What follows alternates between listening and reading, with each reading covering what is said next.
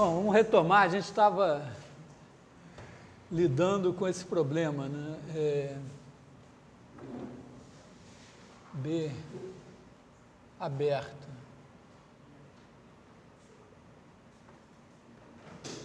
Em R3, a gente quer U.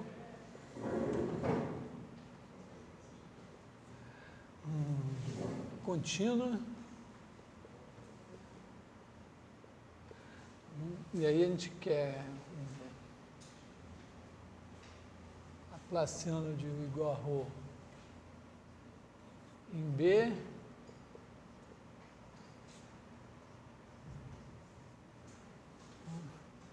Rho e F dadas. Esse era o nosso problema e a gente, modestamente, está trabalhando com B igual ao conjunto dos X pertencentes a R3, tais que norma de X menor que um certo R. Uma bola. E a ideia foi dizer, bom, a gente parte esse problema em dois. O problema 1 seria Laplaciano de U igual a ρ em B, U igual a 0 no bordo de B, 1. E o outro seria Laplaciano de U igual a 0 em B e U igual a F no bordo de B, 2. E aí, resolvendo esses dois, a soma das duas soluções é a nossa solução. Mas, de alguma maneira, isso pode aparecer meio junto. Tem alguma coisa desempenhando um papel. Tem vários pedacinhos de ideias que se colam para fazer um método de resolução disso, né? Então, primeiro, vamos dizer, ingrediente 1 é o potencial elétrico, né? Digamos, se a gente tem uma função, sei lá, V de x é igual a 1 sobre 4π norma de x menos y, esse 4π parece por conta das contas, seria, a gente tem esse Laplaciano de V em x igual a 0 para todo x diferente de y.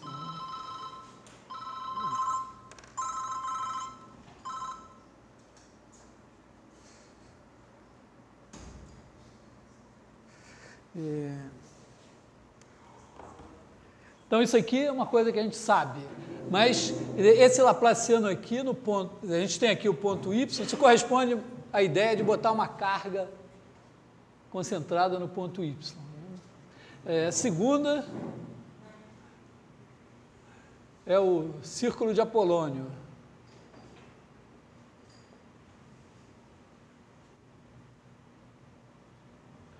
Quer dizer, dados dois pontos, A e B, e K maior que 0, conjunto dos P's tais que PA igual a K, PB, dá um círculo aqui, em R3 dará uma esfera. Isso aqui eventualmente serve para o seguinte, né? Você tem esse potencial em x é proporcional, é inversamente proporcional à distância de x a y. Então, claramente, se você tiver aqui um y barra, que a origem esteja aqui, de maneira que o círculo de raio R e centro na origem seja círculo de Apolônio para y barra, por uma certa razão K, você pode, é como se você dissesse, bom, eu tenho uma carga aqui em y, agora eu coloco uma outra carga aqui em y barra, que não é igual a que está aqui, mas que tem um certo valor a determinar, de tal maneira que, como um vamos dizer, x menos y é igual a k x menos y barra, então você vai ter 1 sobre 4π x menos y é igual a 1 sobre k 4π x menos y barra. De maneira que, agora colocando então a carga com o valor adequado e o sinal adequado, você teria uma carga aqui, outra aqui, e o potencial que as duas geram em conjunto se anularia no círculo, ou na esfera. Então, essa ideia entra aqui. E terceira componente, é uma bobagem, mas é a integração por partes, né? Integração por partes, que usa a ideia de que a divergência de f vezes f é igual gradiente de fzinho escalar fzão mais fzinho vezes a divergência de fzão. Isso aqui é explorado da seguinte maneira: quando você tem o gradiente de V, se você pega a divergência disso daqui, isso é gradiente de U escalar gradiente de V mais U laplaciano de V. Isso nos dá, se a gente integrar agora no bordo de B, integrar em B, aqui a gente aplica o teorema da divergência, né? Se a gente fizer integral sobre B, integral sobre B, integral sobre B, e esse daqui, pelo teorema da divergência, vira integral sobre o bordo de B de U gradiente de V.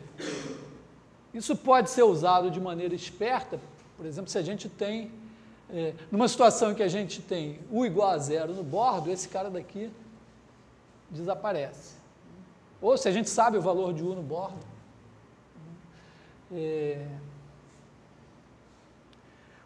Também a gente pode usar isso trocando U por V, né?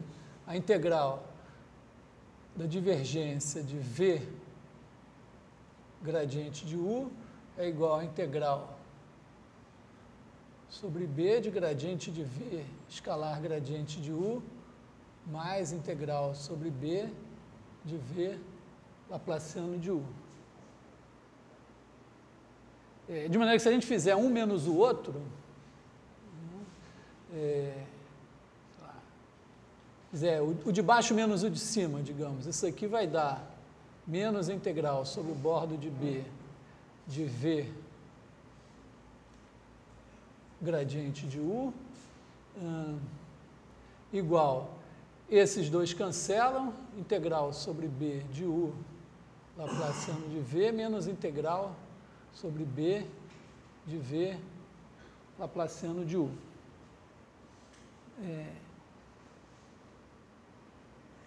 Uma coisa importante a observar aqui é que nesse B, você faz nesse B, e pega um V como esse, né? Se a gente pegar aqui um V, dizer assim, se a gente pegar V de x é igual a... Na verdade, a gente quer menos esse cara daqui, né? Então, se a gente pegar aqui 1 sobre k vezes 4π x menos y barra menos 1 sobre 4π x menos y. Nessa situação assim. Então, esse negócio se anula. Se anula aqui no bordo de B. Então, vamos dizer, se for esse V, esse termo daqui desaparece. Por outro lado, o Laplaciano de V é zero, mas não é zero. Quer dizer, ele é zero em todos os pontos, exceto nesse ponto daqui. Quer dizer, quando você fizer x igual a y, ele não dá zero.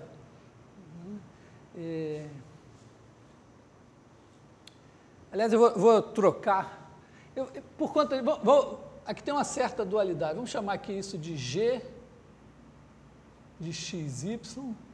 Eu vou trocar o x com y aqui, mas seria 1 sobre k vezes 4π, y menos x barra menos 1 sobre 4π, y menos x. O importante desse g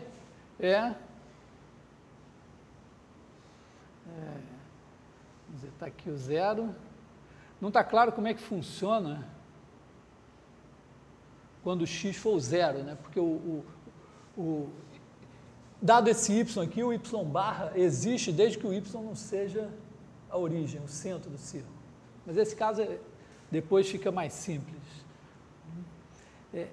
Então, isso visto como função de y, vai se anular aqui.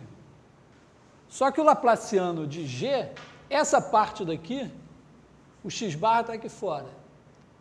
Então, esse cara daqui não tem nenhuma singularidade aqui dentro. Quando você calcula a divergência do gradiente dele, dá zero. Só que esse daqui produz alguma coisa. Então, mas a gente pode fazer o seguinte, em vez de considerar B como sendo essa bola toda, a gente considera B como sendo a bola menos uma bolinha. Então, digamos que a gente considere assim, ó, na verdade, essa região onde se lê B, B, leia-se B menos a bola de raio epsilon e centro x. Bola fechada aqui. Então, nessa região que fica aqui fora, essa função aqui não tem nenhum problema. Essa não tinha, né, porque o x barra está aqui fora, e essa aqui não vai ter porque o y não chega perto de x. Então, nessa região, o que vai acontecer? Ó? Se a gente chamar de v de y igual a g de xy, substituir aqui, no bordo de B, bom, o bordo de B tem um pedaço que é esse, onde V se anula. Dentro de B, o Laplaciano de V é zero. Nessa região que eu tirei essa bolinha aqui. Então, esse cara daqui é zero. O Laplaciano de U, eu conheço, é ρ. U no bordo de B, eu conheço, é F. Resta olhar o que eu tenho aqui. O que dá essa integral aqui? Quer dizer, o que é a integral sobre o bordo desse B agora aqui, né? De V gradiente de U. Então, isso aqui vai ser a integral sobre S, onde S é a esfera de raio R, sobre S de V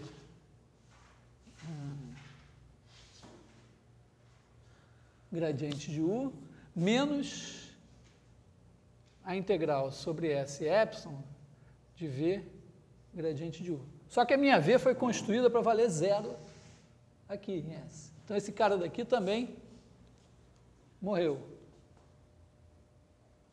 E agora eu tenho que olhar para essa integral aqui. E eu tenho a liberdade de fazer esse epsilon tender a zero. Então, a situação... vou apagar isso aqui.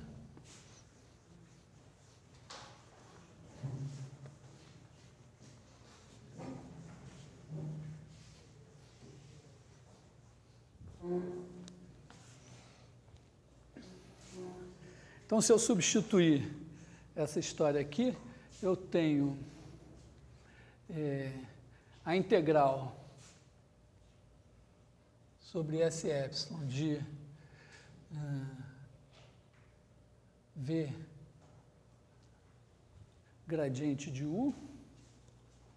E V gradiente de U está meio... será que eu posso trocar o V gradiente de U por U gradiente de V?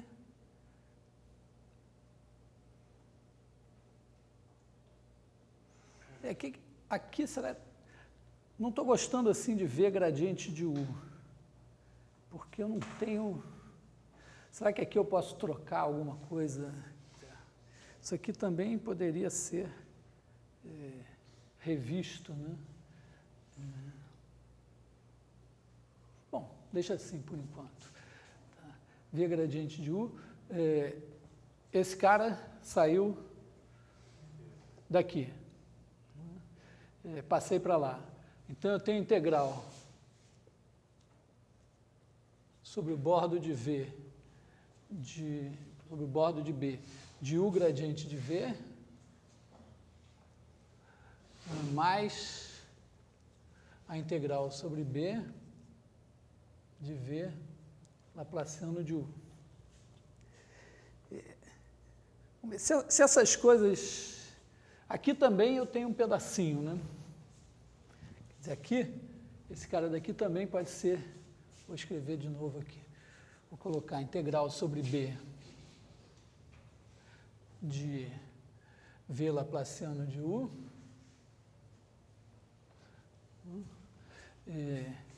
E aqui eu tenho integral sobre o bordo de B de U gradiente de V. Isso aqui é mais integral sobre S de U gradiente de V menos integral sobre S epsilon de U gradiente de V. A ideia é ver se esse epsilon tendendo a zero me disser alguma coisa, talvez saia algo de bom, olha, porque a minha V eu conheço, eu tenho a V, está lá dada, isso aqui é esse bicho aqui. Teria que fazer a conta, ver se x barra, esse k, quem são em função de x, mas eu posso calcular isso. Então, eu tenho V. Gradiente de V eu também tenho, explicitamente, né? V gradiente de V. Esse daqui é o ρ, que é dado do problema.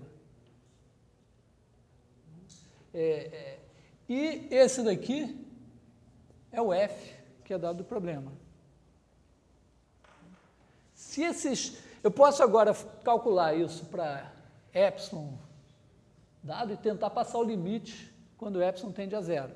Tentar ver o que isso me dá quando o epsilon tende a zero. Bom, quais são minhas... O que são minhas esperanças? Olha só, eu estou com uma integral, esse epsilon é isso, né? Está aqui o x... Está aqui, S epsilon. É a bolinha de centro x e raio epsilon. U é uma coisa, U é uma função, supostamente, tem Laplaciano, então tem gradiente contínuo. Então, U, aqui, em S epsilon, o gradiente de U é uma coisa limitada, tendendo para um certo valor. E V, perto de x, isso aqui... é nada, né? Que perto de x isso aqui tende para um valor finito. Então, eu teria isso aqui com um valor finito, o gradiente de U num valor finito, a área da bolinha, da esferazinha tendendo a zero, então estou integrando alguma coisa sobre um domínio cuja área tende a zero, isso vai tender a zero. E agora eu tenho... esse cara daqui. Isso daqui é da ordem de 1 sobre R. Eu estou com x aqui, então eu tenho y aqui, y menos x é R. Aqui é 1 sobre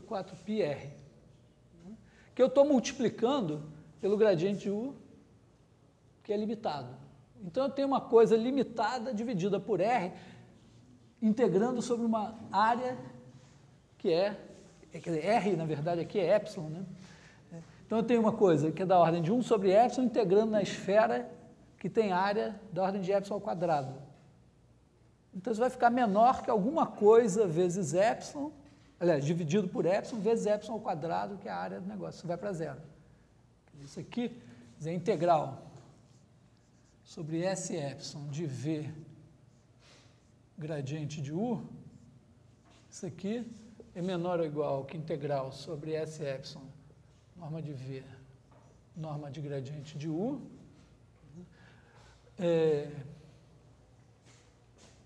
Isso daqui é da ordem de... Isso daqui é da ordem de 4π epsilon 2. Aqui teria uma constante mais 1 sobre 4π epsilon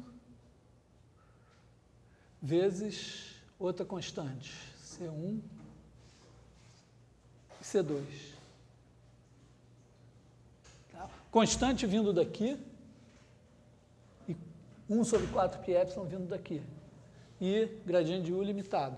Então, isso aqui tende a zero quando epsilon tende a zero. Então, esse termo daqui, quando epsilon tende a zero, isso vai para zero. Então, eu tenho uma coisa conhecida, outra coisa conhecida, e agora eu tenho que olhar o que acontece com esse daqui, quando epsilon tende a zero. Você usou o gradiente limitado porque ele tinha derivada contínua na bola inteira. Eu estou supondo que vamos dizer, eu estou supondo o problema resolvido, de certa maneira. Estou dizendo, bom, suponha que eu tenho a U e o laplaciano de U é ρ. Isso me supõe que, bom, o campo gradiente de U tem divergência. Então, eu vou supor que o gradiente de U é contínuo. Então, bom, destacar essa história, né? A gente está resolvendo, a gente está trabalhando com isso daqui.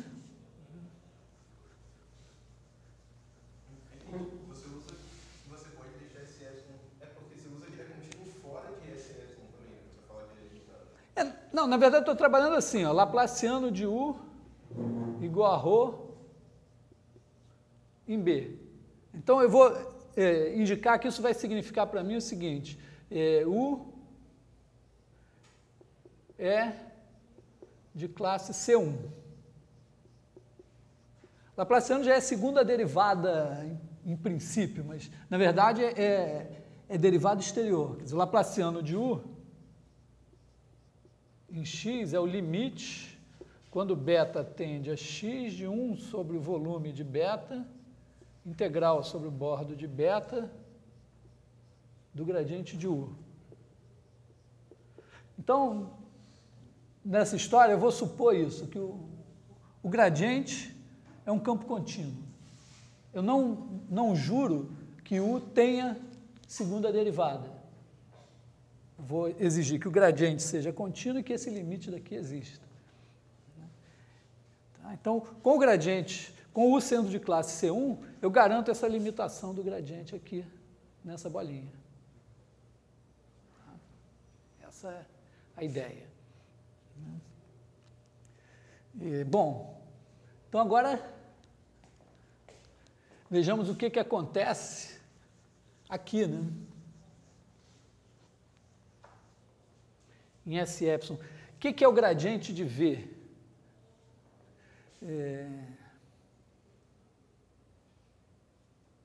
Quer dizer, o que é integral? Está aqui o x, de novo, S epsilon, né? E eu quero olhar a integral sobre S epsilon de U gradiente de V. V tem essa parte e essa parte. Esse pedaço aqui tem divergência nula aqui dentro. Então, esse pedaço daqui, ó, porque o x barra O x barra está em algum lugar aqui fora. Então, eu estou trabalhando com V de x é igual a 1 sobre 4π vezes k y menos x barra menos 1 sobre 4π y menos x. Então, essa parte daqui da função é como se fosse o potencial devido a uma carga colocada aqui em x barra. Então, a divergência é zero em toda parte, exceto aqui. Como eu estou olhando nesse pedaço, a divergência é zero.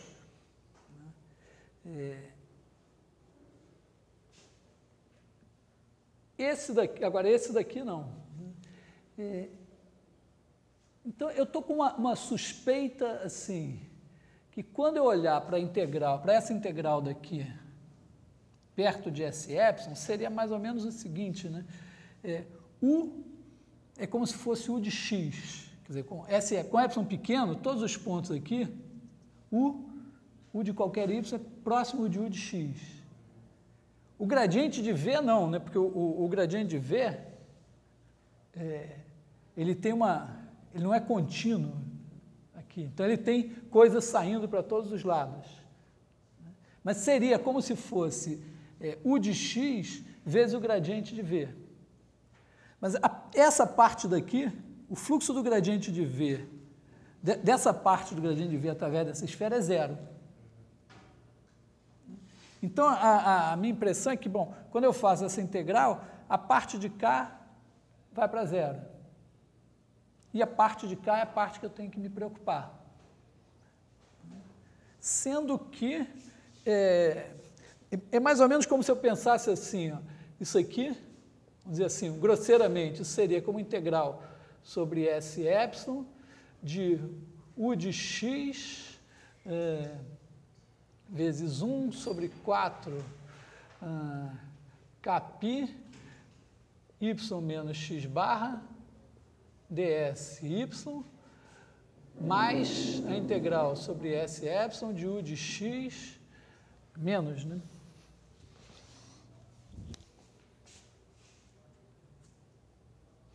Vezes 1 sobre 4π y menos x dsy. E agora, essa daqui, isso daqui é zero. O de x é uma constante, eu estou integrando em y. Isso aqui é um campo que tem divergência nula, aqui dentro dessa bola. Então, a integral desse campo, através do bordo dessa bola, é igual à integral da divergência do campo aqui, a divergência é zero. Então, é zero. Esse daqui, ó, o U de x sai, o 4π sai, e a integral desse negócio daqui...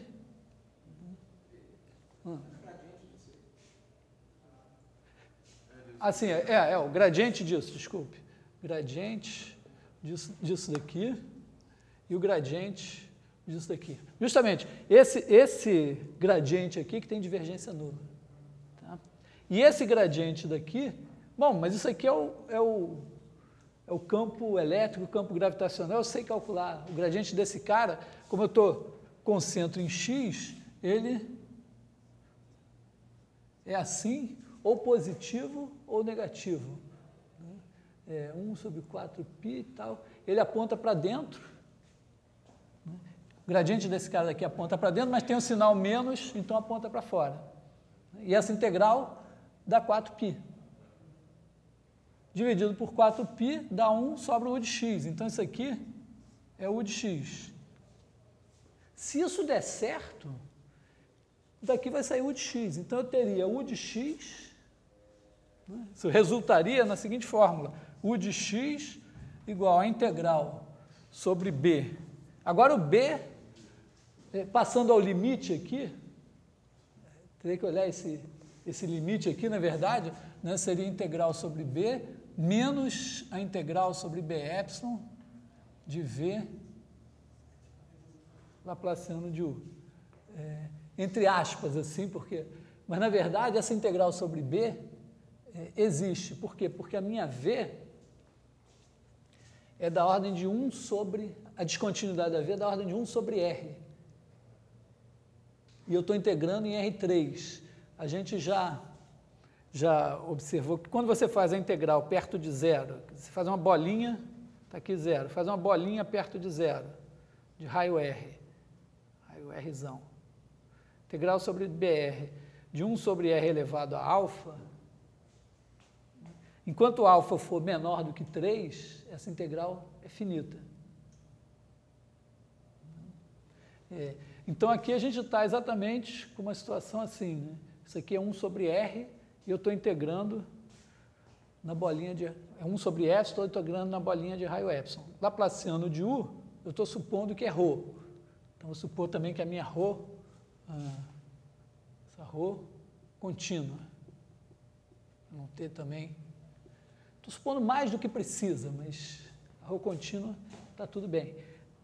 Então isso aqui tende para ρ de x, essa integral desse cara daqui é finita, portanto, quando o epsilon fechar, ela vai para zero. Então, essa integral daqui também tende a zero. Então, daqui sai u de x, daqui sai a integral sobre a bola de v vezes ρ, e daqui sai a integral sobre a esfera de u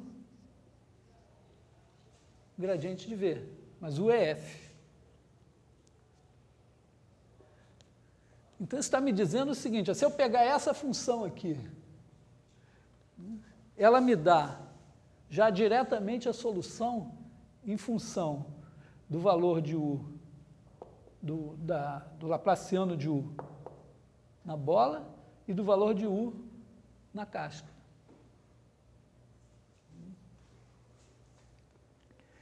A menos, talvez, de detalhar um pouco mais isso aqui.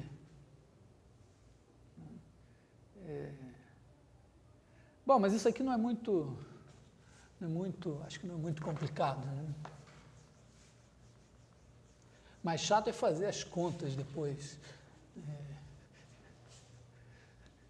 Certo? Porque aqui, ó, você está fazendo integral sobre S epsilon de U de Y gradiente de V em Y dsy. Você escreve U de Y igual a U de X mais U de Y menos U de X. E aí você vai ter integral sobre S epsilon de U de X gradiente de V de Y dsy mais integral sobre S epsilon de U de Y menos U de X gradiente de V em Y dsy. O gradiente de V é da ordem de 1 sobre R2. Quer dizer, tem uma parte aqui que não importa, que é limitada, e essa daqui é da ordem de 1 sobre R2. No caso, seria 1 sobre epsilon 2. Então, isso aqui, a ordem de grandeza disso é constante mais 1 sobre epsilon 2. Multiplicado pela área de S epsilon, dá uma coisa limitada.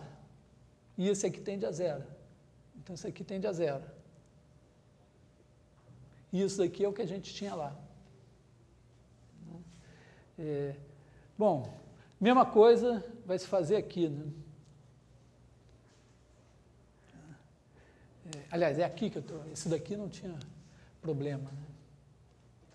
Quer dizer, esse cara daqui não tem problema e esse daqui é que acontece isso. Então, moral da história... Você está dizendo que, na verdade, quando você escreve o gradiente de V, é aquele termo que está ali, mas aquele segundo, não, na verdade, não é aquele. É aquele ali, mas... Não, esse aqui, o gradiente de V, tem duas partes. Tem essa, porque V... Eu estou tomando como V essa função aqui. Então, ela tem esse pedaço e esse pedaço. Não, sim, mas o argumento do U é Y. Sim, aqui é o U de Y. Por isso que eu troquei U de Y por U de X. Agora eu estou dizendo, não, aqui vamos botar o U de Y mesmo e ver o que dá. O U de Y é o U de X mais U de Y menos U de X. Então, agora o U de X, esse daqui, posso esquecer, né? Esse daqui eu tenho U de x com esse cara e esse daqui com esse. Isso aqui era o que eu precisava. Na verdade, eu posso considerar os dois juntos, né? Quer dizer, U de x vezes o gradiente de V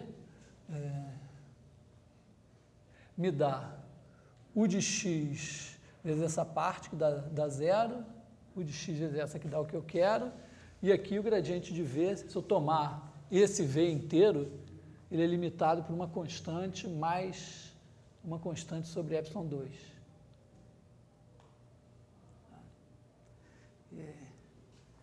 Então, moral da história, eu tenho uma fórmula. Só a questão de querer calcular.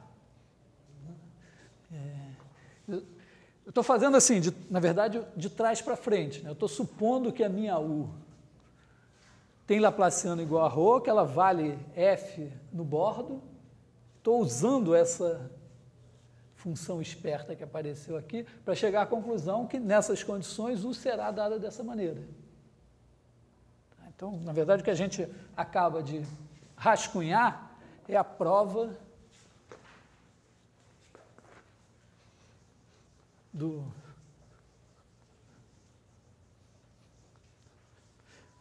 qual é o resultado que a gente acaba de provar, né?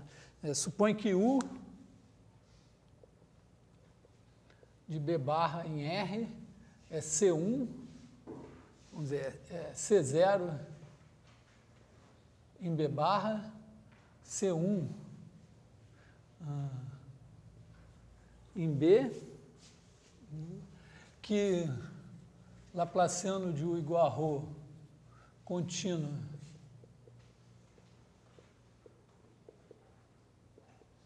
em B,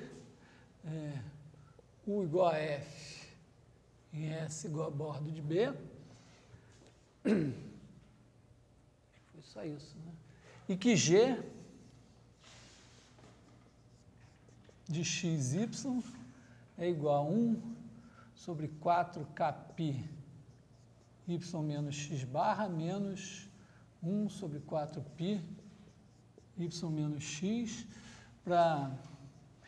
aí tem um detalhe, né? Quer dizer, x aqui não pode ser zero. Também não está... Também, em princípio, x não pode estar no bordo de B. Mas se você fizer as contas, a gente só não pode... A gente tem que ter y diferente de x nessa história. Mas, na hora que... Se você calcular o valor de x barra, porque aqui, como é que se calcula esse valor de x barra? Eu tenho...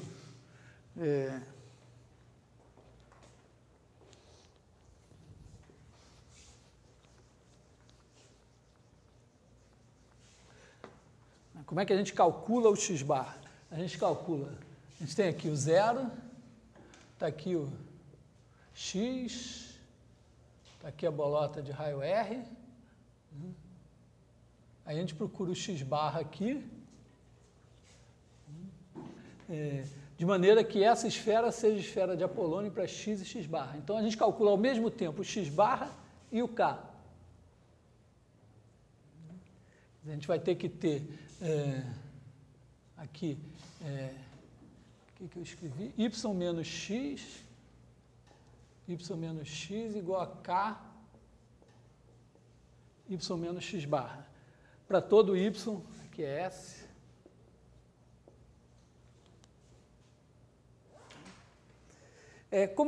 Mais ou menos como é que a gente chega a isso? Bom, você faz no plano, primeiro o caso de 2 pontos dados, a razão dada, e aí você tem uma relação entre o raio, as distâncias dos pontos, né, e o K. Aí em seguida você inverte, você diz, não, agora eu tenho os pontos, tenho esse ponto, tenho o raio aqui, eu tenho que determinar esse cara e o K. Você vê que dá para fazer. Tem uma coisa lá, R2 sobre X2, uma coisa assim que envolve R e norma de x.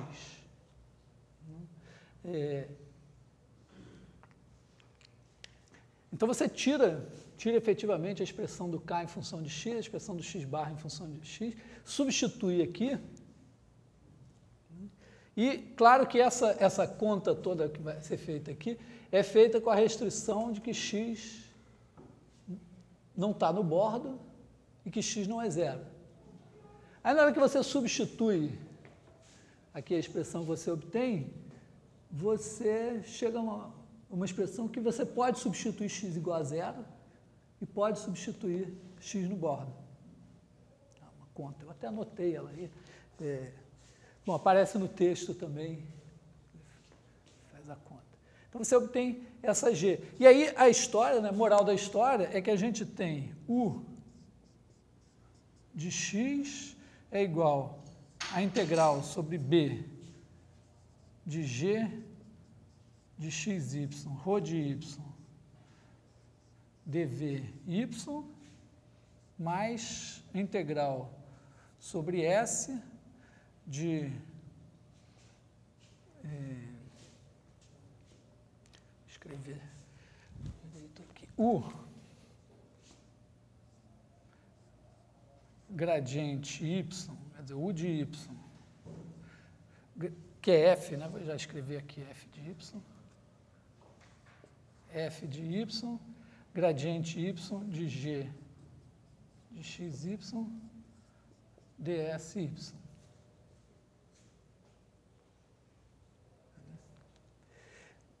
No caso de você fazer ρ igual a zero, quer dizer, Laplaciano igual a zero e u igual a f no bordo, esse termo some e você tem isso aqui. No caso de você fazer u igual a zero no bordo e dar o Laplaciano igual a ρ, esse termo some e você tem o de cá. Da última vez eu falei, bom, vou fazer... Eu justifiquei essa parte daqui meio pela distribuição de cargas. Quer dizer, eu coloquei uma certa distribuição de cargas, supus que a U, vamos dizer que, para cada carga que eu ia colocando aqui, eu colocava uma carga virtual aqui fora, de maneira que eu criava essa G valendo zero no bordo. E no fim eu cheguei à conclusão que valia essa parte, no caso eu fazer U igual a zero no bordo. E essa daqui ficou meio por justificar. Por justificar não, por inventar. Agora, de certa forma, é como se eu renunciasse a separar e dissesse, não, dá para fazer os dois ao mesmo tempo. Mas eu estou, mais uma vez, propagandeando a aula do Leandro, do curso de probabilidade, em que ele ficou de deduzir essa fórmula por argumentos probabilísticos. Como eu falei para vocês, isso que a gente obtém aqui é uma média. Você tem uma fórmula explícita para isso? Deixa eu escrever aqui.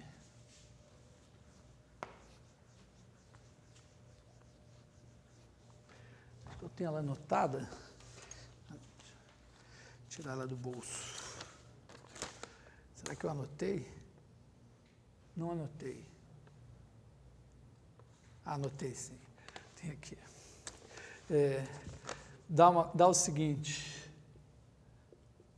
R2 menos norma de x ao quadrado sobre 4πr, a fórmula do Poisson, integral sobre S de 1 sobre x menos y ao cubo, f de y, dsy. ds aqui, escalar. Repare que isso pode ser recolocado assim, né? Você tem integral sobre S de um K de xy, f de y, dsy, onde K de xy é igual a R2 menos norma de x ao quadrado sobre 4πr, norma de y menos x ao cubo. Esse K, se não me engano, nesse caso se chama núcleo de Poisson. Esse K, o que ele tem de interessante? Bom, primeiro, ele é sempre positivo aqui.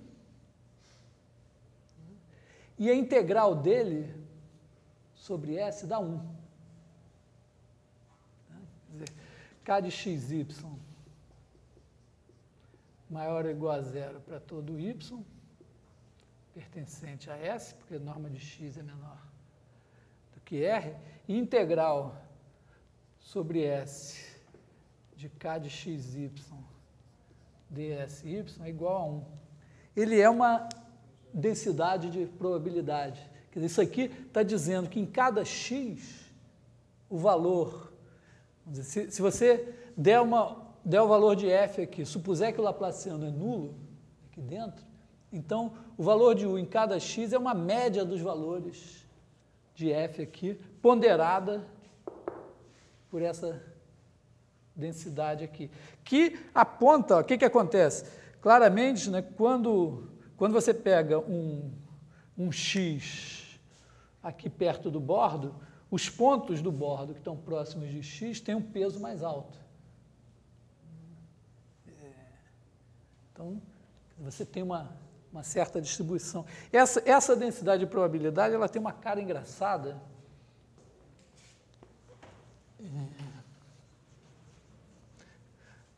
Dá para a gente olhar assim, se você fizer, é um exercício mais ou menos trabalhoso, mas é o seguinte, pega o x aqui, aí pega um elemento da superfície aqui, e esse elemento daqui. Então, esse cara daqui, o peso dele vai ser proporcional ao ângulo sólido que você tem visto de x. Então, em princípio, o x olha para cá e vê esse e esse com a mesma coisa. Só que esse daqui entra com um peso que é proporcional a essa distância aqui dividido pelo total. Digamos, você passa aqui pela origem, você tem esse tamanho aqui, então você divide esse pedaço, isso aqui são pontos antípodas aqui, né? Então você divide esse pedaço por esse daqui, isso é o peso que você ainda vai multiplicar aqui. E esse pedaço dividido pelo total, o peso que ainda você vai colocar para o lado de cá. É como se ele dissesse assim, ó, eu tenho, daqui para eu sair para cá ou sair para cá, eu vejo isso daqui e vejo isso daqui iguais. Só que como aqui eu tenho que andar menos, é mais provável sair daqui do que sair por aqui. Mas, de qualquer maneira, o que o Leandro vai fazer no curso de probabilidade é mostrar essa fórmula daqui como a distribuição de probabilidade do seguinte, né? Você pega um ponto x aqui e sai andando por aqui, um movimento browniano, até sair. Então, isso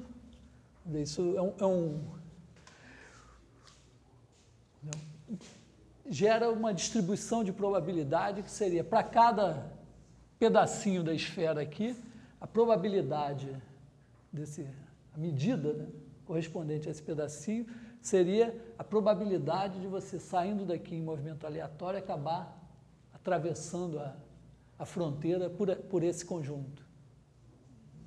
E aí, se você pega essa distribuição de probabilidade, dá essa K aqui. Então, seria uma outra maneira de chegar a esse resultado. Bom, claro que agora nós temos o problema ao contrário, que seria o seguinte, tá bom, se a U tem se eu sei que o laplaciano de U é ρ e que U vale F aqui, então U é dado assim. Agora, suponhamos que eu tenho a ρ e a F, que eu defino a U assim. Provar que o laplaciano de U é ρ em B e que U é igual a F no bordo de B. Tá?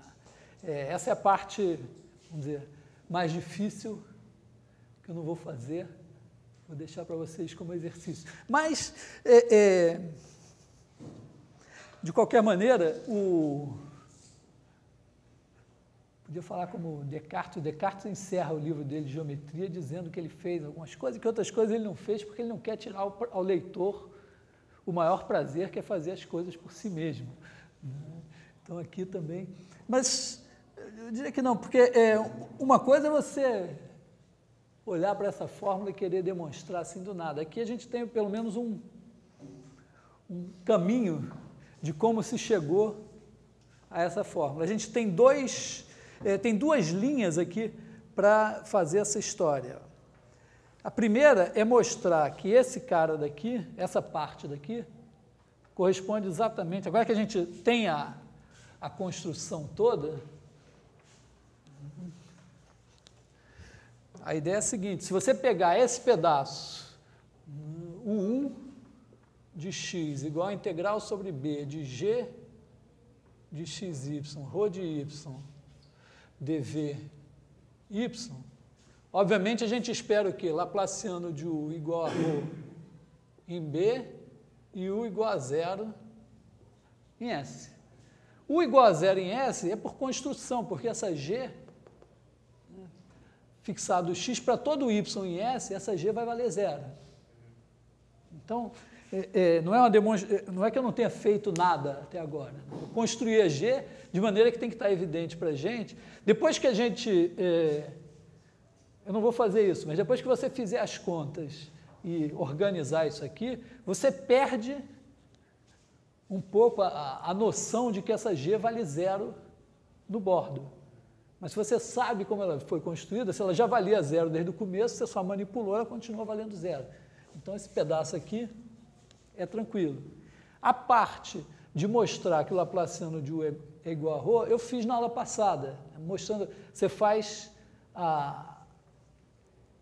o cálculo do Laplaciano pela definição, você pega aqui a divergência, você calcula, que é o 1, né? Você calcula o gradiente de U1 derivando dentro do sinal de integral. Então, igual a integral sobre B do gradiente de G, gradiente em relação a x, ρ de y, dvy. Não estou dizendo que estou justificando tudo, mas o caminho seria esse. Primeiro mostrar isso, em seguida mostrar que o Laplaciano de U1 seria o limite quando beta tende a x de 1 sobre a medida de beta, integral sobre o bordo de beta do gradiente de 1. Aí você tem uma integral, outra integral. Trocando a ordem das integrais, a coisa sai.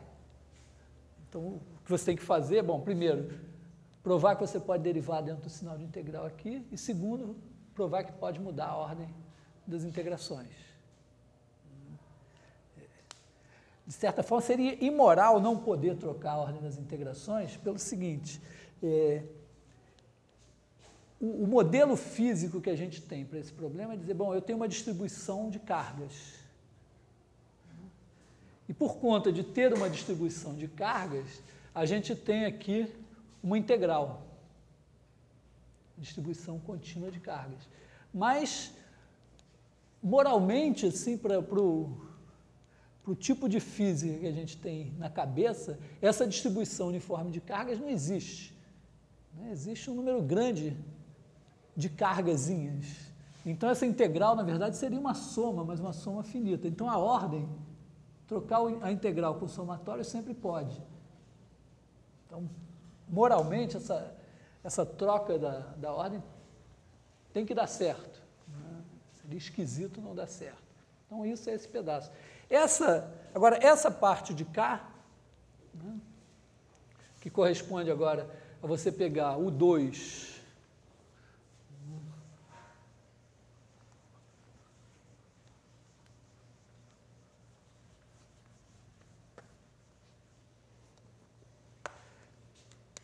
pegar o 2 de x igual a isso daqui,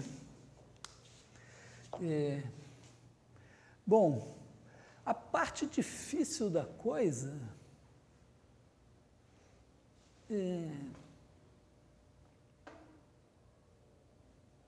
não sei se mostrar que o Laplaciano disso é zero se dá tanto trabalho. Mas uma parte que é delicada da coisa é mostrar que isso realmente,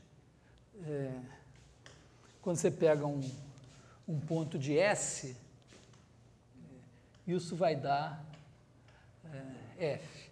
Bom, primeiro, em princípio, a nossa G, se a gente pensar assim, bom, eu não posso pegar X no bordo, né? Eu defini G só para X aqui dentro. Então, o que eu preciso mostrar é o seguinte, eu defino o 2 como sendo F aqui, tem que mostrar que quando o X chegar, pega um ponto x0 aqui do bordo, quando o X chegar perto de x0, o limite disso tem que ser F. Isso deve passar pelo seguinte, pensa assim, coloca como se o S fosse uma coisa assim, está aqui o x0. Essa K é uma espécie de distribuição de probabilidade, uma densidade de probabilidade aqui.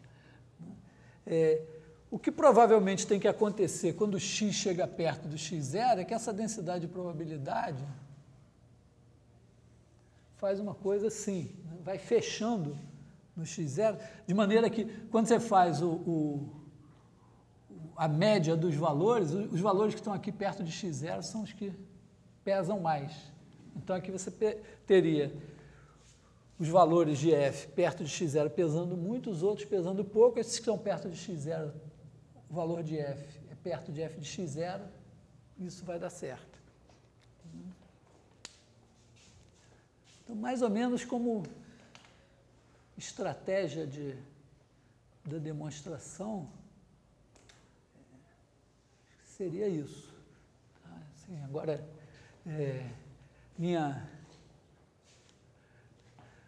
ideia agora é que cada um meta mãos à obra.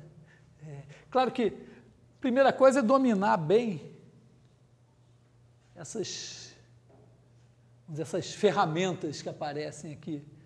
Eu, mais ou menos fui mostrando como elas entram na construção dessa solução. Agora você tem que fazer o detalhe, por exemplo, brincar lá com o círculo de Apolônio. Só isso já é um ganho, né? Assim, geometria e tal, aprender uma coisa. Trabalhar com esse potencial elétrico e sempre ter essa...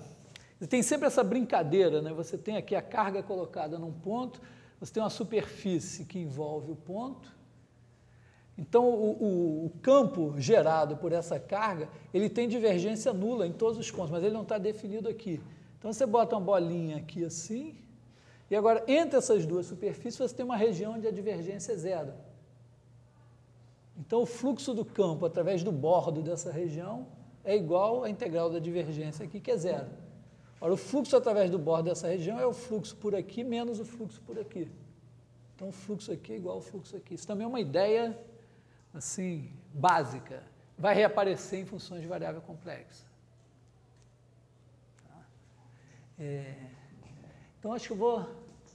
Essa solução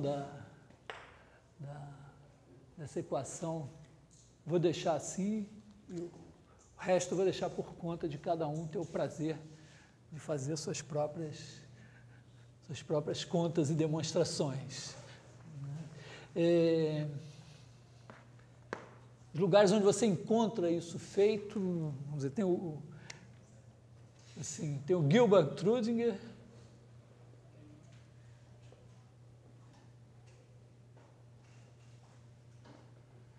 chama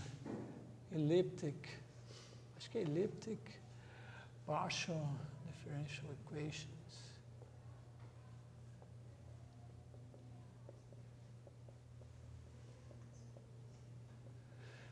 Mais, sei lá, livros de teoria do potencial.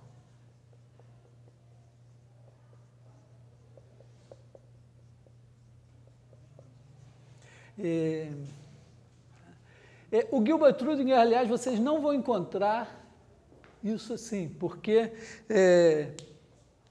a maioria das pessoas trabalha com a definição de divergência como sendo, não isso, mas a divergência de F igual a dρ F1, dρ x1, mais dρ F2, dρ x2, mais dρ F3, dρ x3. E não dá para derivar de novo aqui dentro do sinal do integral. Então, no livro como Gilbert-Rudin, ele dá uma volta enorme para provar que o Laplaciano de U, com essa definição aqui, é dado, é igual a ρ, mas aí tem que supor que a ρ, em vez de ser contínua, ela é um pouquinho mais do que contínua. E aí tem um festival de coisas para fazer.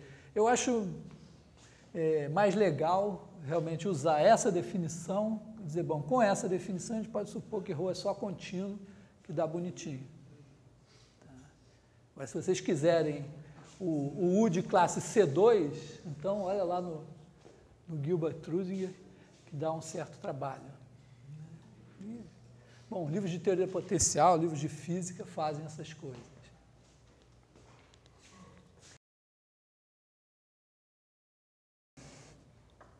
Assim, a gente deve ter, eu falei hoje com o Marcos Vinícius, alguém tem que fazer, não sei, o Cláudio, alguém convidou ele para falar aqui. Em princípio, eu acho que tinha que insistir para ele falar na quarta-feira, sem ser a próxima, a outra, porque inclusive eu não vou poder dar aula, aí seria ótimo. Não, ele parece que ele quer vir numa quarta-feira daqui a 2 semanas, então é isso.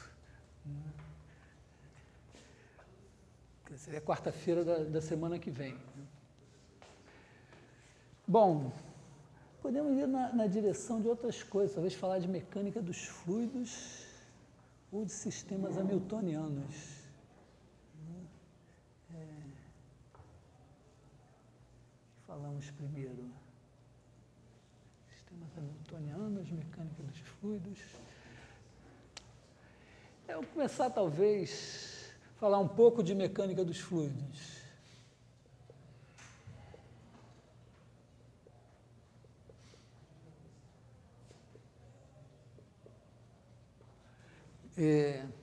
Colocando a seguinte situação.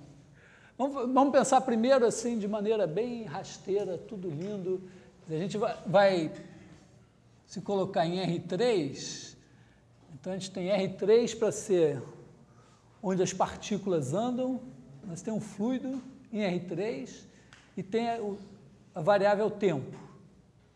Então, ele teria funções que seria o seguinte, V de R vezes R3 em R3 seria a velocidade. Tx, V de Tx, é a velocidade da partícula que está ali na posição x no tempo t. Rho de R vezes R3 em R, que seria a densidade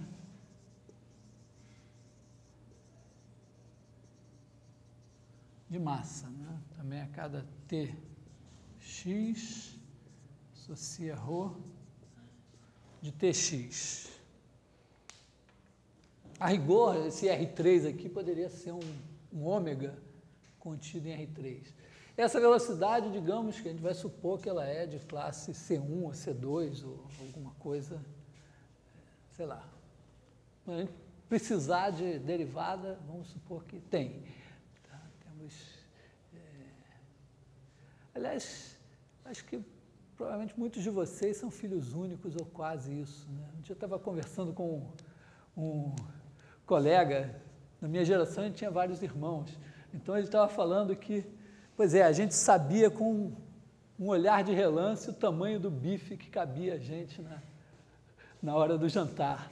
Aqui me veio isso porque eu pensei, quantas derivadas precisar tem, exatamente como na hora do jantar, você sabe que tem tanto bife quanto você quiser, sorvete à vontade e tal, mas mais ou menos isso. Então aqui o V é filho único, o Rho também, não tem problema. Bom, em princípio o aberto aqui não precisaria ser o R3 inteiro. E a gente tem que pensar também da seguinte maneira, tem aqui o ponto x, aqui você tem o v de tx. Então você tem o fluxo, que é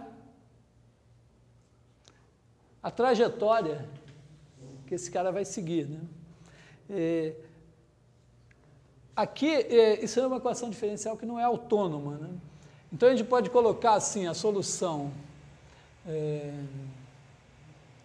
vamos chamar de φ de STX, a solução do seguinte problema. Se você derivar, agora aqui você tem, digamos aqui que x seja igual a φ de SSX, e aqui, vamos botar aqui V de SX. Então, no instante S, eu estou aqui em x com a velocidade V de SX. Aí passou um tempo, no tempo t, eu estou aqui em φ de STX, quer dizer, é onde está no tempo t, que no tempo S estava em x. Tá? Então, isso aqui é onde está no tempo t, quem em S estava em x. Significa o quê? Se eu derivar em relação a t,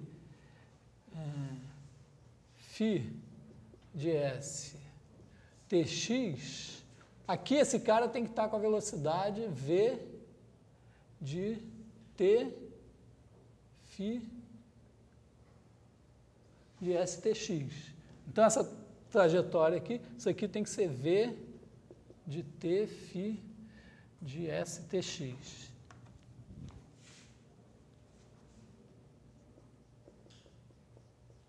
E φ de SSX é igual a x. Quer dizer, isso aqui é como resolver a equação diferencial. Y ponto de t é igual a v de y. V de t, y de t, e y de s igual a x.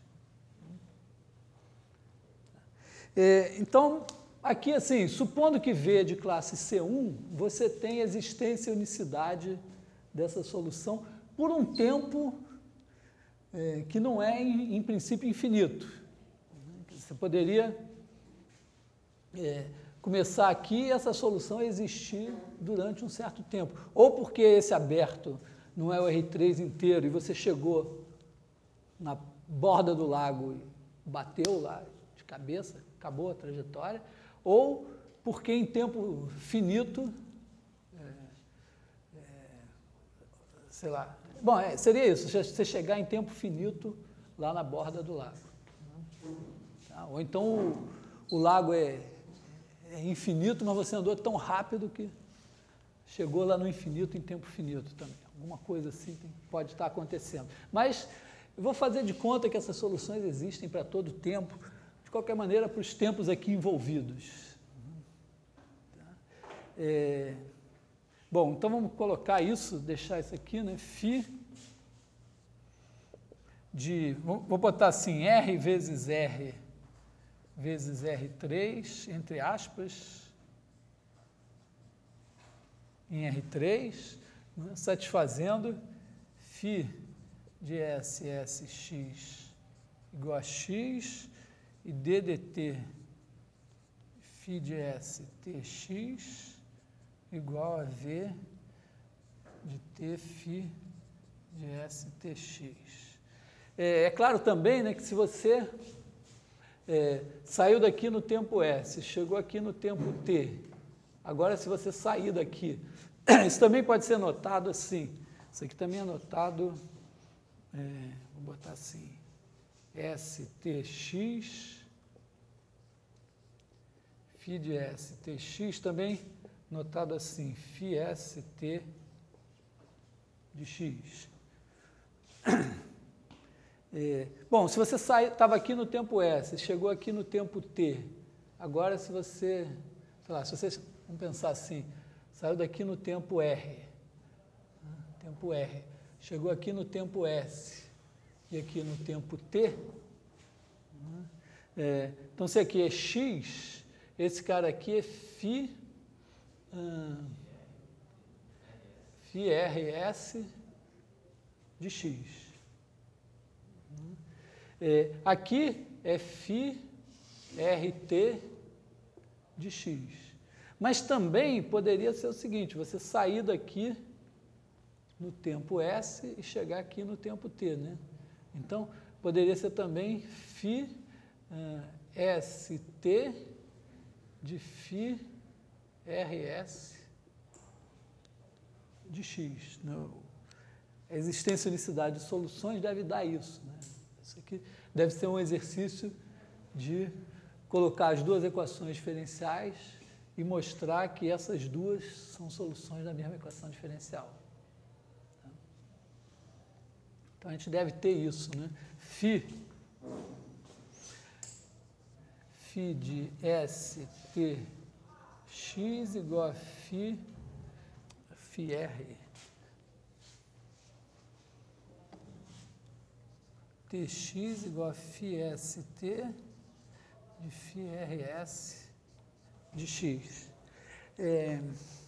Tem uma coisa que a gente tende a se confundir aqui, porque tem coisas que são bem mais simples quando o sistema é autônomo, a velocidade não depende do tempo, mas aqui ela depende do tempo, então tem que ter um certo cuidado, né?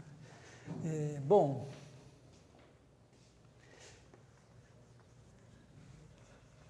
aí a questão aqui, mais ou menos, no fundo, assim, o problema nessa história é formular, nosso problema seria formular, de alguma maneira, as equações que regem esse movimento. Uma vez formuladas essas equações, o problema seria, dada a distribuição inicial de velocidades e de densidades, conseguir provar, pelo menos, a existência e unicidade de novas distribuições de velocidade e densidade ao longo do tempo. É um problema que está longe de ser simples e não sei quão perto de ser resolvido. Bom,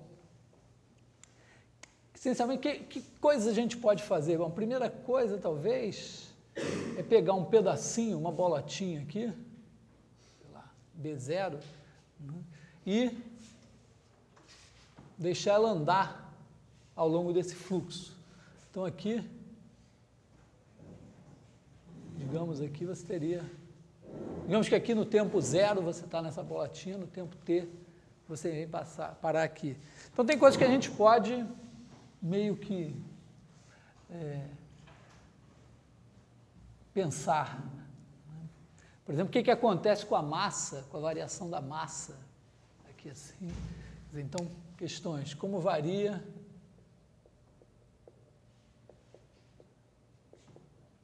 a massa? Como varia o momentum?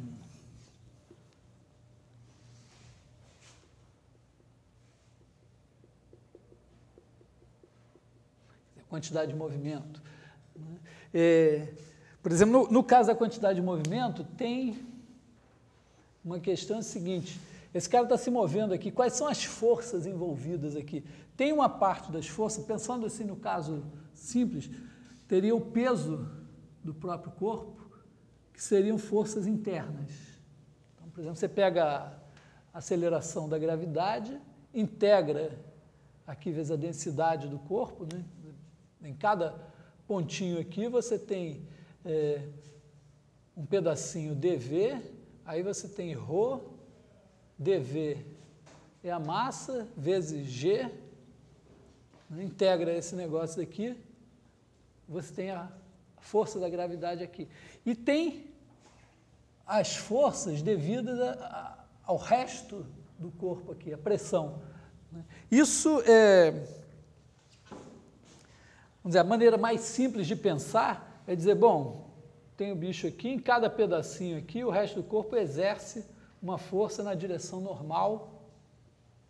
Então aqui você tem a normal, e aí você tem uma força que é menos P vezes a normal, vezes o elemento de superfície. Aí você integra isso e tem a força que o resto do corpo exerce aqui. Isso é uma versão simplificada da coisa. Oi? Tem uma fórmula para a variação da energia total? Da energia total? Não sei. Aqui em termos de mecânica, em princípio a gente pensaria aqui com... Bom, a gente pode fazer uma formulação, tentar uma formulação newtoniana, né, de pensar, você tem energia cinética, que é fácil aqui você pensar, né? Quer dizer, você pega aqui o pedacinho ρ dv é a massinha, um meio disso, Vzinho ao quadrado, integra a energia cinética. Agora você teria que introduzir uma energia potencial para criar uma energia total. É possível fazer uma formulação também nesses termos, ou pelo menos olhando assim, parece que deve ser possível. Mas não está dado. Energia potencial é sempre uma coisa que você tem que criar, né, ou adivinhar. Né? Tipicamente assim, você tem um movimento, então você tem energia cinética. E aí você tem as forças presentes, aí você de alguma maneira tenta escrever aquela força como menos gradiente de um potencial, que você tem que inventar, e aí para fazer alguma conservação de energia, alguma coisa assim.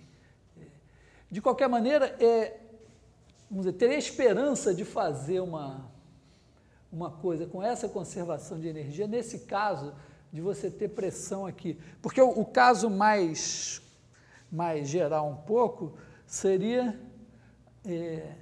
você não ter a força aqui ser só pressão. Você ter no fundo, o que você pode supor é que esse pedaço o resto do fluido exerce alguma força sobre o bicho aqui, e que de alguma maneira ela teria a ver com o NDS, mas não necessariamente precisa ser um múltiplo de N. E aí quando se não for um múltiplo de N, significa que você tem força tangencial. Isso pode, então, significar algum roçamento, alguma outra coisa presente aqui que dê alguma forma de atrito. E, bom, aí pensar em conservação de energia só se você entrar com a dissipação de calor também. Tipicamente, aí você tem um problema que não deve ser conservativo. Em princípio, você não espera que ele seja conservativo. Bom, tudo bem. O problema é o seguinte, talvez a primeira coisa a fazer aqui seja o seguinte: toda vez que a gente olha para esse bicho aqui, ele está andando.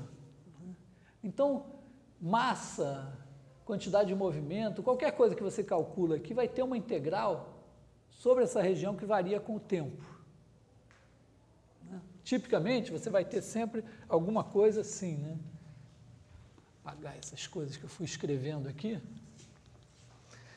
Tipicamente, a gente deve ter uma integral sobre BT de alguma coisa. Ou, talvez o seguinte, uma integral de superfície aqui, que seja um fluxo, né? Um fluxo sobre o bordo de BT de alguma coisa, que a gente, via teorema da divergência, transforma uma integral sobre BT da divergência de alguma coisa. Então, tipicamente, a gente vai ter integrais sobre uma região que está variando com o tempo. Para derivar isso em relação ao tempo, sempre tem esse cara aqui. Então, é interessante você pensar essa integral, trazer para cá. Quer dizer, integral sobre bt de f, você sempre pode pensar assim, aqui é o tempo zero, então isso aqui seria igual a integral sobre b0 de f de φ0t jacobiano de φ0t, onde φ0t é que leva o cara que estava aqui no tempo zero para o cara que está aqui no tempo t. Né? φ0t de x, né, pertence a bt. Primeira coisa aqui, na verdade, seria o módulo do jacobiano. Então, bom, uma coisa que a gente vai... é consequência da teoria de equações diferenciais ordinárias, não muito... É elementar, mas nem tanto, né? Se esse campo de velocidades é C1, essa φ, você também terá que ela é C1 e que ela é um difeomorfismo. Quer dizer, ela é C1 com inversa C1. No fundo, seria dizer, bom, você andou aqui, se você está aqui no tempo zero e vem parar aqui no tempo t, para cá significa você está aqui no tempo t, você fez o fluxo para trás no tempo zero. Tá? Quer dizer, você tem φ0t, φt0 é igual a identidade. E como φ00 é igual a identidade, também você pode ver o seguinte, ó, se essa φ varia continuamente, né, φ0t varia continuamente, o determinante de φ0t varia continuamente.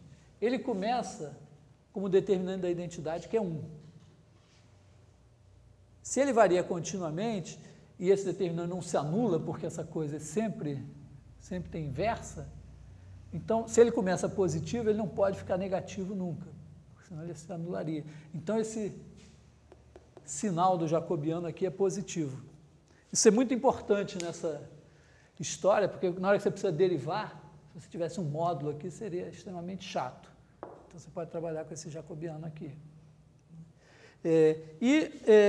Significará também que toda vez que a gente quiser derivar isso aqui, a gente vai ter que derivar aqui, vai ter que derivar o jacobiano.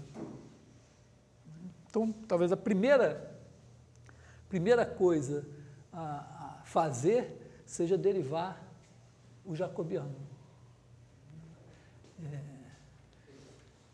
Isso funciona se o BT estiver no tempo dentro do intervalo que a fita definida. Exatamente. A ideia é mais ou menos o seguinte, pensando assim em matematiquês um pouco mais erudito. Essa φ aqui, para cada ponto, ela está definida num intervalo, você fixou o tempo S, né? Então ela está definida em S menos epsilon, de S menos epsilon a S mais epsilon para cada ponto x. Mas esse epsilon pode ser tomado como fixo, como o mesmo, se x estiver numa região fechada limitada, compacta.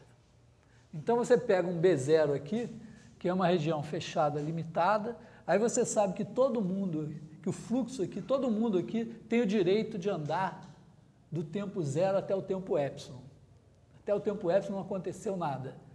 Como você só precisa andar até um tempo epsilon para poder derivar a coisa no tempo zero, então você consegue calcular a derivada aqui no tempo zero. Mais ou menos isso. Mas eu, de certa forma, vou dizer, bom, suponho que tudo é R, tudo é maravilhoso, porque para o tipo de conta que a gente vai fazer, não vai ser isso que vai ser relevante.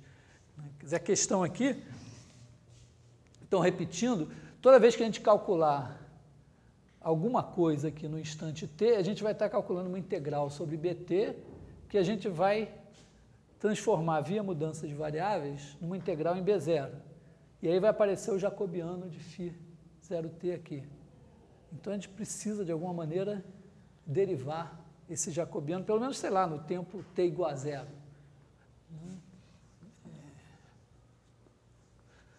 Não sei se eu vou precisar do tempo t igual a zero, mas Seria isso, né? Vamos pegar, então, a função f de t igual a jacobiano de φst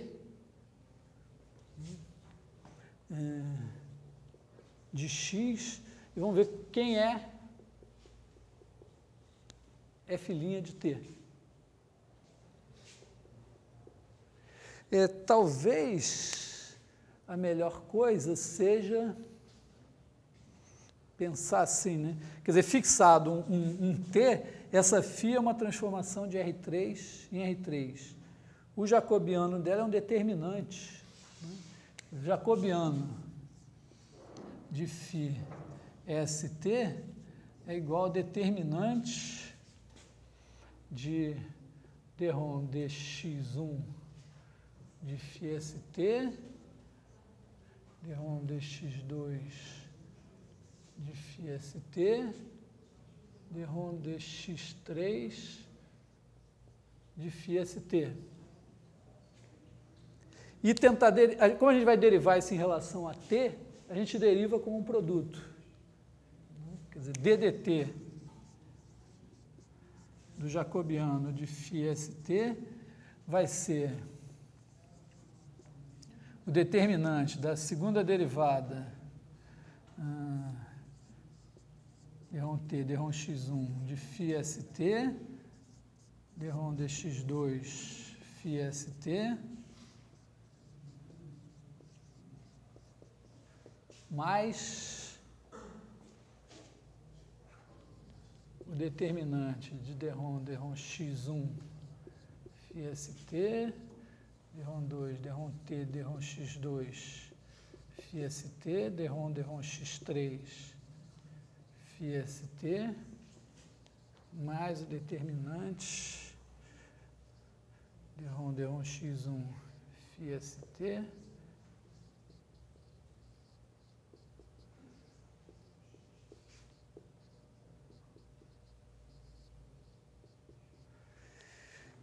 bom, e acho que a ideia deve ser trocar a ordem aqui.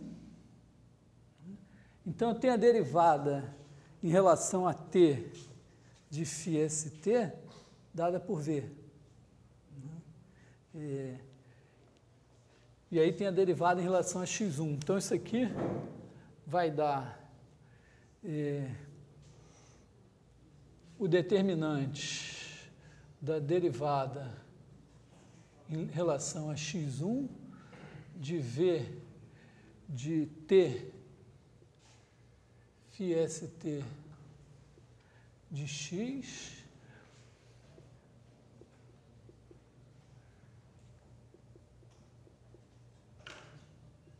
dρ x3 φ st de x mais outro determinante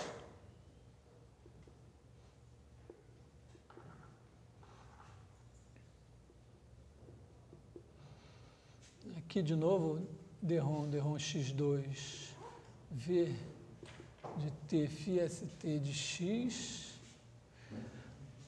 dρ x3 φ st de x. A gente já viu esse filme numa versão do teorema da divergência, né?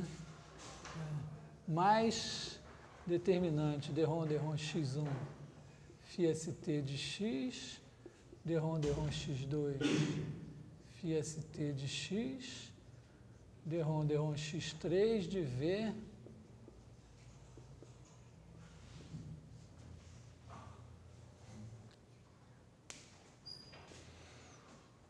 bom,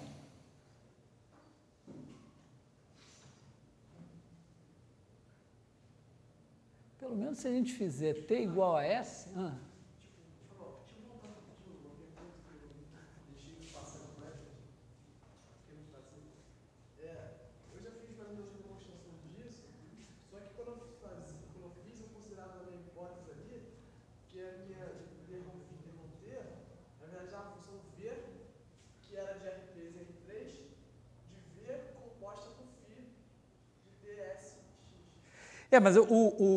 mas a hipótese que eu estou fazendo aqui é que o V varia com o tempo também, né? Pois é, mas estaria errado, estaria Não, seria um caso mais restrito. Eu acho que a gente fez essa conta justamente com o V não variando com o tempo. A gente pegou um campo F e fez o fluxo do campo F, mas o F não variava com o tempo. Agora, aqui o campo de velocidades, em princípio, né, você está fazendo mecânica dos fluidos, o campo de velocidades está mudando com o tempo. Né? Quando é estacionário, é assim, né, você olha para o rio e você vê sempre a mesma coisa. Mas, em princípio, não, né? As velocidades podem estar mudando com o tempo. Então, estou incluindo essa coisa aqui. Piora talvez um pouco, mas nessa história aqui, uma coisa, olha, a gente consegue pelo menos ver. Se a gente fizer T igual a S, simplifica muito as coisas, né? Porque com T igual a S, isso é identidade.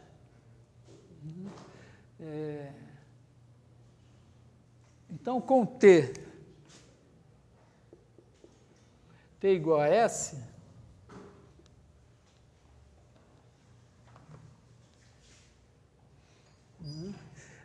a gente vai ter F', vamos dizer, dt, do jacobiano de φ st de x. T igual a S, o que vai acontecer? Aqui a derivada de V em relação a x1, com a derivada em relação a x2 da identidade, que é 2. Derivada em relação a x3 da identidade, que é 3. Então, vai dar derivada de V1 em relação a x1. Quer dizer, você vai ter dρ V1, dρ x1, dρ V2, dρ x1, dρ V3, dρ x1. Aí você vai ter aqui 0, 1, 0, 0, 0, 1, vai dar esse. Depois você vai ter o cara aqui no meio, 1, 0, 0, 0, 0, 1, vai dar o cara daqui. E depois você vai ter as derivadas de V aqui com 1, 0, 0, 0, 1, 0. Então, isso aqui vai dar dρ V1, dρ x1 de Tx mais dρ V2, dρ x2 de Tx mais dρ V3, dρ x3 de Tx, que seria a divergência de V em Tx. Aqui nós vamos usar sempre o operador nabla da divergência, considerando só a variável x. Quer dizer, a gente recupera de novo aqui a divergência de V como taxa de expansão volumétrica. Porque, de certa forma, né, quando você fizer a integral sobre BT de...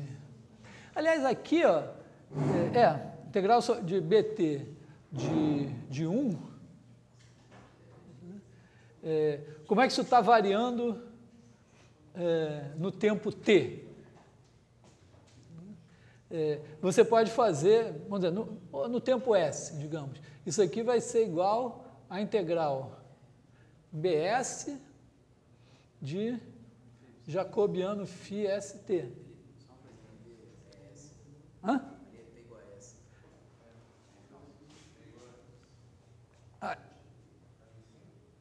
Assim, aqui T igual a S. Não, mas eu fiz T igual a S aqui. T igual a S. Onde eu não fiz T igual a S? Aqui? Bom, T igual a S, S igual a T. Tudo bem. Outro S aqui. S. Como é que ficaria T diferente de S? Derivada da jacobiana do T diferente de S. Como ficaria no T diferente de S? Boa pergunta.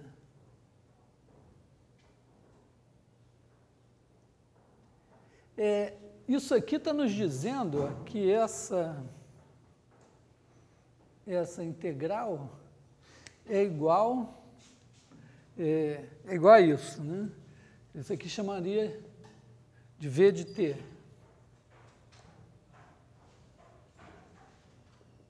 Então, a gente teria aqui V' de S é igual a integral sobre BS da divergência de V.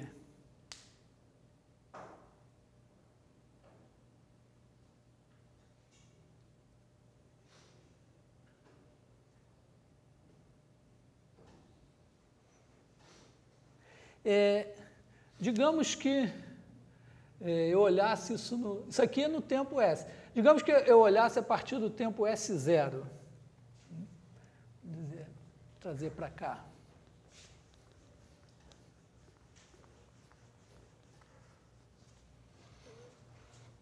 Vou apagar essa história aqui.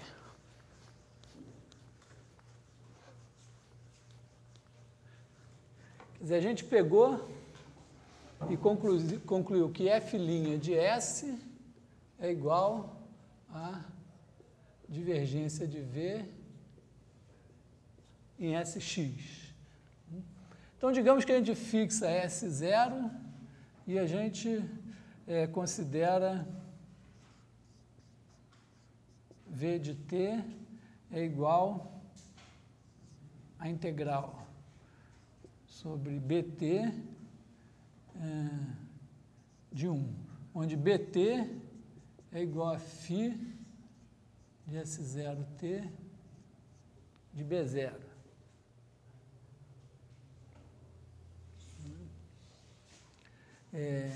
V, aqui V grande, né? V de volume. Isso aqui é igual a integral sobre B0 do jacobiano de φ S0T. E aí a gente tem V' de S0 é igual a integral sobre B0 da divergência de V.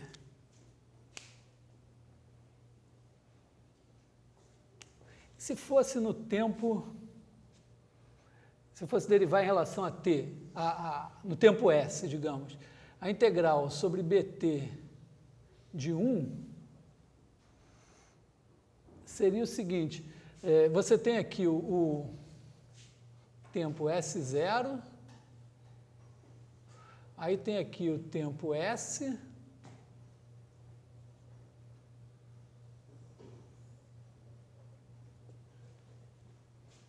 e aqui um tempo T. Então, no tempo T, você poderia dizer o seguinte, você pode tomar o tempo S como referência e olhar a partir do tempo S. Quer dizer, aqui é B0, aqui é φ S0S de B0, e aqui é φ ST de φ S0S de B0. Então, isso aqui é igual a integral sobre φ S0S de B0 do jacobiano de φ ST. Em vez de eu pensar o volume aqui como referido a essa região, eu me refiro a essa. Em vez de fixar o S0, eu fixo o S. Então, se eu derivar isso agora em relação a T no tempo S, chama isso aqui de G de T, então G' de S vai ser integral sobre essa região, φ S0S de B0, da divergência de V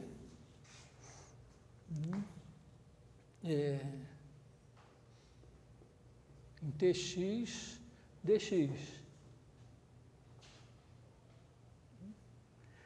Isso daqui, por outro lado, isso é uma integral aqui, que eu posso trazer para cá. Isso aqui é igual à integral sobre B0 da divergência de V em T φ S0S de x, jacobiano de φ S0S de, vou botar só de x dx.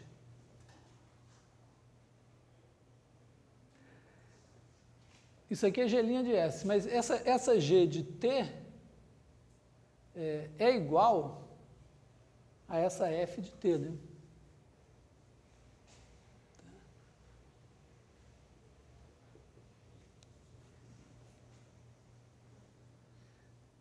Bom, por outro lado, se eu fizer,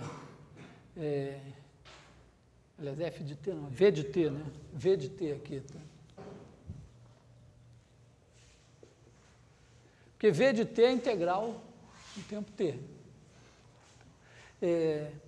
Então, G' de S é igual a V' de S. Mas V' de S é igual a integral sobre B0 da derivada em relação a T do jacobiano de φ S0T em T igual a S. Então, essa derivada é igual a isso.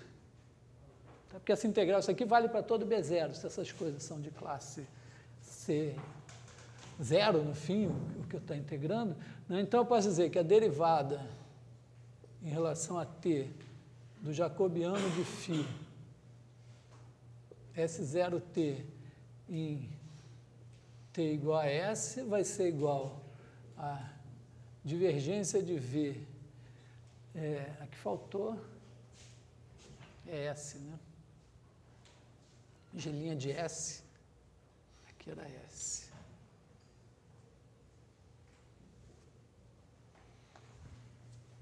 Divergência de V em S, φ de S0S de x, jacobiano de φ S0S de x.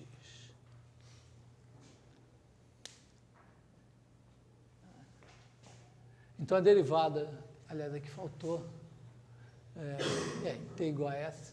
Então, se derivar o jacobiano em T igual a S, é a divergência de V no tempo S, vezes o jacobiano no tempo S.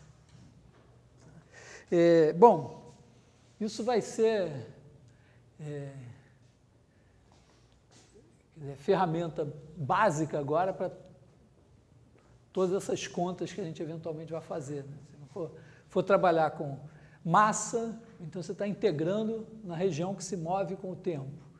Se você for derivar, você entra com essa mudança de variáveis com o jacobiano e vai aparecer a derivada do jacobiano.